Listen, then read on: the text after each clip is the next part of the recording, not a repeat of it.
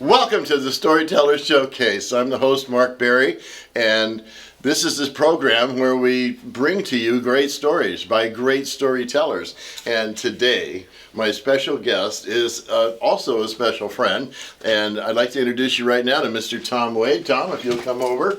Yeah. Great to see you, buddy. You too. I'm You so too. glad you're here for Thank our you. premiere program. Thank you. I know Tom's a great storyteller because every time we've competed where judges would judge the storytellers, he beats me every time. And he's beat me like I don't know, 9 or 10 times. So I have great respect for this man. So Tom, let me just ask you, what made you get into storytelling? How did you get started in it? Well, the first time I was in 9th grade, and it was oral communication class, and Mr. Kowalczyk was the teacher, and he said that we had to do something in front of the class. And you could read a poem, or you could be in a debate, or you could read an essay. But if you told a story, you had to tell it by heart. You couldn't read it off a piece of paper. And so I said, I'd tell a story. And he said, okay. And I was the only person that would tell a story because you had to do it by heart. And I said, I've got tons of stories I could tell you, And he said, no, you're going to tell The Imp and the Crust. Oh. And I was like, oh. But that's not the best story, Mr. Kowalczyk, because I've got like 7. And I'm telling this to my classmates, so I said, but they're not going to be interested in that. I could tell them something they'd be interested in. And he says, no, you're going to tell them The Imp and the Crust in such a way that they are interested. And I was like, okay. So that was the story I told. Cool. So you were 15 or 16 Ninth at grade, that time? yeah. And then when I went to college, I had a roommate who I told stories to continuously for 2 years. And at the end of the 2 years, he's took me to the side and said, Tom, I just got to tell you something. You've told me stories for 2 years about everything you've ever done. And I just wanted to let you know, I never, ever listened. That is. Yeah. And so what I realized was, it didn't bother me. Good. And so I thought I didn't need him to listen. I needed to tell a story. Excellent. And so that's why What a great thing to know. yeah, it was really good to know that what I wanted in storytelling was to tell the story. Yeah. I didn't need anybody to even listen. So that's why this will work good. And a side benefit was he wasn't critical. No. At all. Yeah. When he wasn't listening. So what are you doing these days? I know you're a farmer up in North San Juan. What are you doing with the storytelling world these days? So from time to time I get to tell stories for like the fire department and North Columbia Schoolhouse. And what I'm actually doing now is generating more stories by taking on new activities that I haven't done before. So right now I'm taking ruminant animals into people's property and using sheep and goats to mow the grass or mow the area that they need mowed instead of weed whackers and lawnmowers. Great idea. So that's what I'm trying to do. And of course I don't really know how to do it that well. And so far it's and I don't know what to charge for it. So I'm trying to figure out both those things and how to keep the dog next to the sheep, which has only happened twice where he's stayed in the pen. So all of this is going to be like kind of an adventure and who I get to work with. And that'll be fun. And then that will generate stories for Wonderful. Yeah. A great way to have new material. So are you ready to go? Yeah. Okay. Here he is. Tom Wade. Take it away, Tom. Thanks.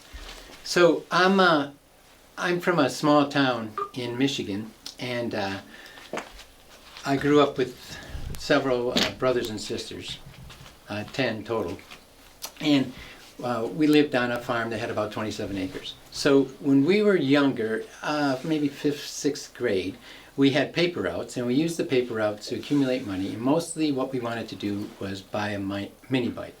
We couldn't really afford a mini bike, so we found a catalog where we could order a mini bike frame. We got the mini bike frame delivered. My brother Mike was really instrumental in that. And it was beautiful. It was purple, had the seat on it, had handlebars and wheels. It didn't have a motor, so we had to take the motor off the lawnmower and convert it, turn it sideways and put it on the mini bike in a different direction. And it took us quite a while to figure it all out, and then it had to have a centrifugal clutch, and we figured that out. And so the way this mini bike worked was when the engine revved up to a certain level, the clutch would engage, and then the bike would take off. And on the handlebars was a thumb, just a little thumb lever that you pushed in, and that made the engine vroom, vroom, you know. And we went to set that up. It took us weeks to get it ready, and we went to ride it, and my sister Nancy comes out to Mike and I, who got the mini bike all set up, and she says, Mom said I get to ride it first. And we were like, you gotta be kidding me. Kidding me? We've done all the work, you haven't done anything, we paid all the money, we set up the thing, we got it all going, and now we just need a test drive. And she goes, no, Mom said I could ride it. And Mike and I were like, okay, so we were brought up Catholic, and so it turns out that the oldest kid in your family has seniority, which was my older sister. So she was going to get to ride it first. So in order to ride it, we got this beautiful purple helmet with a white visor. It was a purple bike. It was really nice. So we had to put that on her. But, you know, my older sister was just quite myopic. And so in order for her to ride it, we had to actually slide her glasses back into the helmet, you know, so she could see what she was doing when she got on the bike. We gave her every caution we could, and you have to know that this motorcycle has absolutely no brakes. It only has gas. And we were trying to show her where the pegs were that she could put her feet on, and that if you turned it too sharp, the peg could hit the ground. And so just, you know, gently ride it around the yard, you know. So my sister gets the helmet on, gets on the bike, she grabs it, and we hadn't actually tested it to see if it would go or how fast it would go. And so when she gunned it, really it just didn't even engage the clutch. And we said, oh, you got to really squeeze it to, and she sat on it for a second, and then and then and it took off. And when it took off, she barely hung on. She still had the handlebars like this, and the motorbike took off, and then her chest landed on the seat. So she was on the seat of the bike going right towards the dog pen, and it was like, oh my God. And then she turned like this, and sure enough, the peg hit the ground, and the bike turned really fast, and she came right back at us. And as she was coming at us, we're all like running out of the way, and then there's a hill in our yard. She goes up over the hill on the bike, comes down the hill, turns and takes off around behind us, and now she's going that way. As she heads that way, she's got to go through the clothesline where my mom has all the clothes, which is a bunch of diapers, because I got little brothers and sisters, and Nancy's going full blast. She goes right through the diapers, and now a diaper's like right on the front of her thing, and she can't see. But she's not even on the seat, and she's going backward, and now she's trying to take her hand that doesn't have the gas pedal and try to get the diaper off of her head. And you can see her wagging, trying to get the diaper off her head, and she's going right towards the house. She misses the back porch, and then the diaper goes flying off. She starts heading over to the neighbors, but there's a bunch of bushes there. So she has to go through the middle of the bushes, which is the only opening, and as she goes through the opening, she turns to the right to get back on the ball field. There's a baseball field right there, and then she comes across the neighbor's dog, who is named Pat, a beagle, a really super fat beagle who he hardly moves. He just lays next to his dog pen. He sees her. His eyes pop out of his head. He takes off running as fast as he can because she's going to run him over. She's like headed right towards him. At the last minute, his chain gets yanked because he's hooked to the doghouse. He moves the doghouse a fraction of an inch, and Nancy misses the doghouse. It hits hits her left foot because she's flying in the air, and she takes off, and it turns her again, and now she's going towards the ball field. Okay, so this ball field, when we were kids, the baseline is rototilled by a rototiller. So that's what we made the baseline is. It's a ditch, kind of like with a rototiller out to first base and second base, and then that's how you know how to run the bases. It's a kind of a ditch in the ground. So she hits that ditch, and now she's on her chest, and you can hear her go, huh! But she doesn't let go of the throttle. The throttle stays full blast, and now she's gone through the first base ditch. She goes through second base to third base ditch, and then the bike slightly turns again out towards right field. And now she's headed out towards right field, and as she gets it out there, she's going to go in the garden if she goes too far that way. So she turns back, and she heads straight towards the outfield fence. The outfield fence is a set of spruce trees that are probably 20 to 30 feet tall, and they've been planted 4 feet apart. So there's no room between the spruce trees because of all the branches. And she's going full blast at them, and poof! She plugs into the outfield fence, and the motorcycle stops. But she doesn't, because she was in the Superman position, and she just flies through the tree and does a somersault when she rolls over. And we're, of course, running after her, and we get to her, right? And it's one of those, this kind of a thing, you know, you have to get the helmet off, and it's got the string in there. And first we pull her glasses back out, and then we're working on getting the helmet off her. We get the helmet off her head, and she says to us, "Perfect control, perfect control."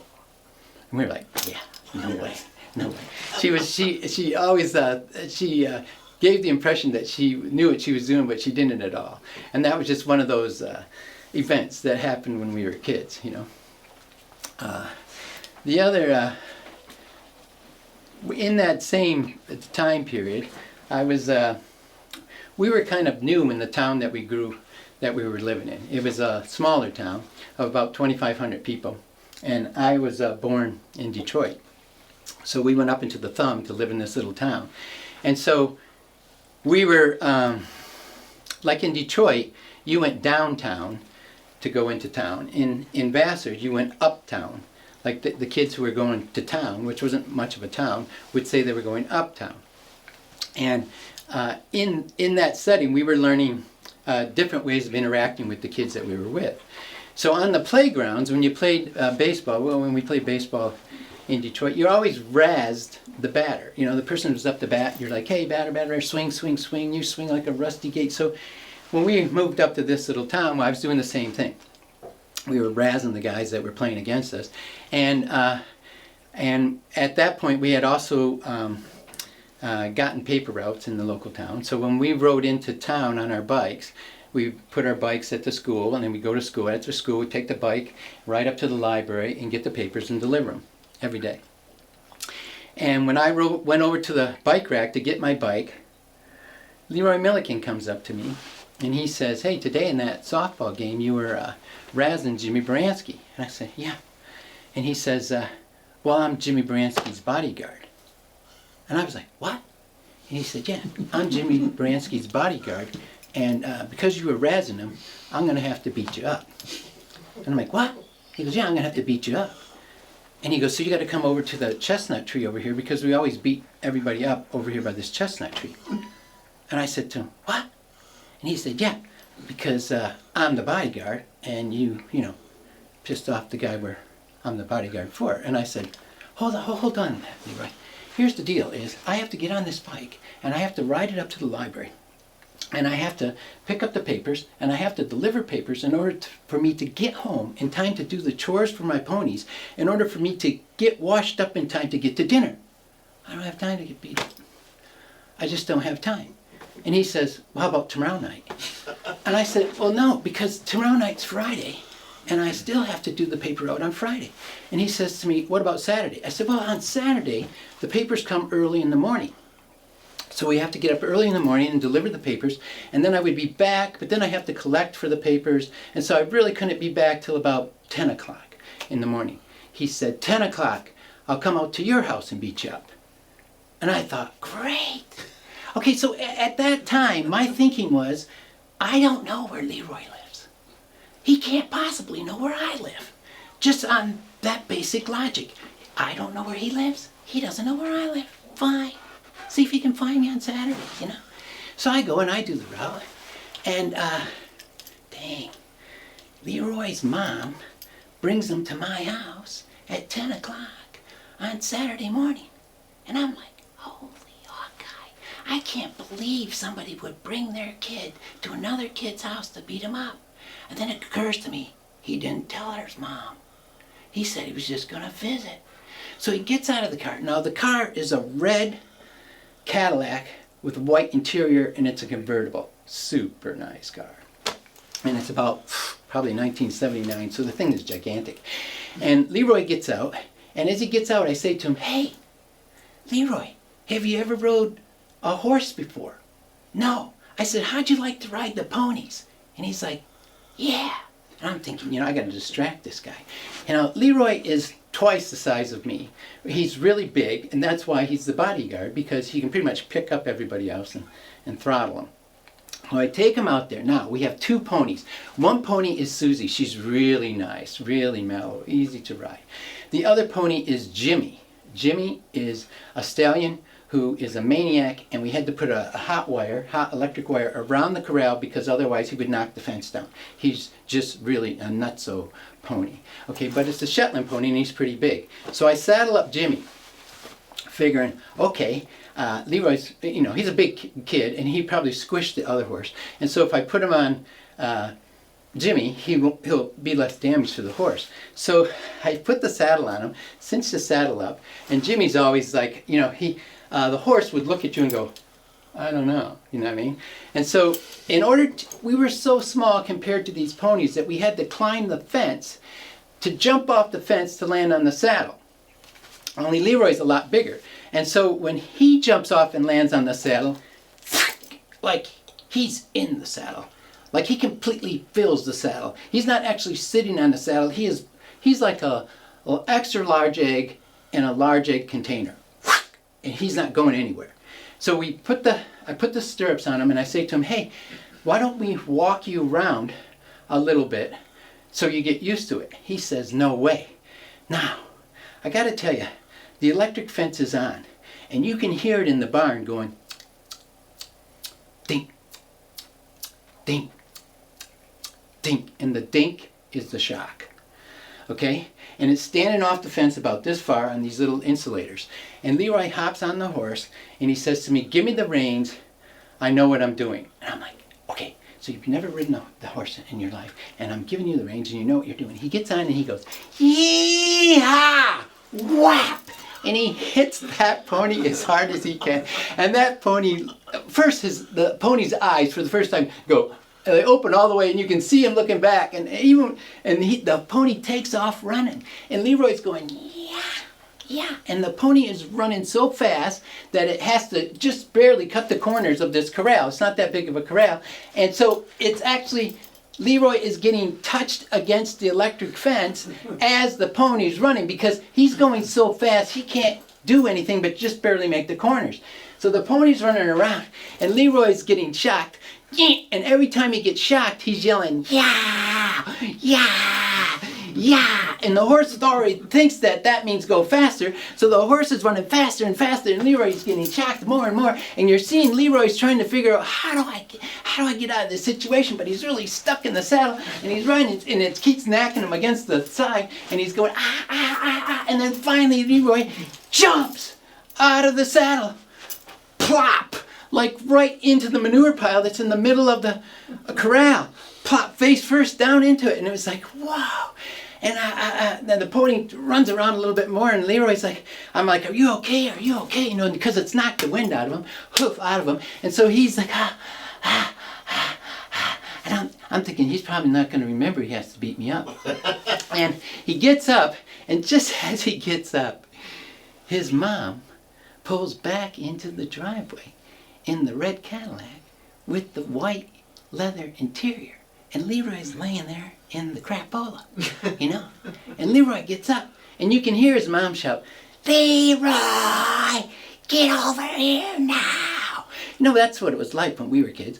And that's how they announced, get back in the car. So he's running back to get in the car. She sees him and goes, oh no, you're not getting in the front of this car. You're getting in the back. And that's where man, they had the big seat thing, and they pulled the seat up, and he got in the back of the car, and they drove away. And they backed out of the driveway and drove away. And as they were driving away, I thought, wow,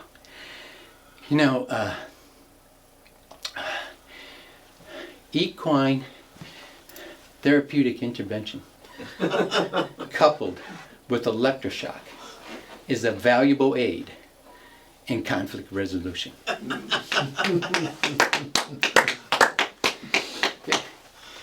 So that's some of the things that are happening there. And then because I went to college, and I told you I had that roommate, he had been a diver in his high school that he went to, and he was telling me all the rules about diving. And I went to Michigan State, which had an Olympic-sized swimming pool with a diving board, 10-meter diving board. So a 10-meter diving board is about three stories up. But when you're on a 10-meter diving board and you look down, you don't see the water. You see the bottom of the pool, which is another 20 feet down. So it's pretty high, and it's pretty scary. So on Memorial Day, like we just had Memorial Day, and when we were in college, we had Memorial Day, and they closed down the whole college, and everybody went home, except for the people who didn't go home, I was one of those people. And we went over to the pool, which was closed, and so you couldn't get into it. So you had to climb over the wall to get in, which was a brick wall that was like about 8 feet tall. Should have held most people out, but it was college, and it was the 70s, early 70s, and so we were in shape. So we had gotten into the pool, and of course, at college, now it was all skinny dipping, right? So everybody was skinny dipping in this huge pool, and a friend of mine said, well, let's go up and see what it actually looks like from the top of this platform, you know? So we went all the way up, and there's a 3-meter board, and there's a 7-meter board, and then there's a 10-meter board at the very top of this Olympic swimming pool. And we got up there, and it's dark, because, you know, we're not going to go and do this during the day. We're going to do it at night, you know, when it's dark. So we're up there in the dark, and there must be, on each platform, there must be, I'd say 14 to 20 co-eds and guys on each platform looking down and taking turns jumping off and jumping into the water. And across the street from that is the Nordic Ice Arena, and somebody backs down into the ramp at the Nordic Ice Arena, and they turn their lights on, which now lights the entire diving board up with all the naked people on it. And all the naked people, all at the same time, in that mass hysteria that happens in mass hysteria, all panic. And somebody shouts, "It's the cops!" Okay, not calming thing to say at that point in time when we're all up on top of this diving board. And everybody instantly runs and jumps. Everybody, like on every platform. And they take off, and there's things you need to know when you jump from 10 meters that are really valuable from that height, at that speed that you're going to fall at, okay? Now, my roommate had said to me, yeah, if you ever dive off of that height, you have to curl your fingers, you know? You have to curl your toes.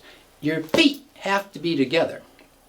You can't look down and you can't hold your arms out because it's too much of an impact when you get there. And so we're all running and jumping, and now you realize, oh my gosh, there's like 12 people over there, and there's 13 people over there that are falling faster than I'm falling, and you're falling, and you're just looking for an open spot. Do you know what I mean? You're looking like, it's like 30 people all jumping at once, and you're thinking, I just don't want to land on someone's head. But then you got to remember, feet together, fingers curled, arms in, you know. But the nice thing is, from 10 meters, you actually get these 3 or 4 really quick breaths. And you're like, wow, I can breathe. Like I don't have to hold my breath the whole time. It's like, everybody hits in the water. And it was a mass pandemonium, but nobody got hurt, amazingly. And then we all came back up and got out of there. And there was a really big guy over by the gate because everybody had panicked at that point. They were grabbing their clothes and running, and he was flipping everybody over the fence to get us out of there. So that was a Memorial Day type of thing. When I was really small, my mom had decided that she couldn't swim. And because she couldn't swim, she had decided that all of her kids were going to learn to swim. You know. So we were going to learn to swim in Michigan in the spring when the swimming classes were taught in June. So June in Michigan in the spring is about 50 degrees, you know.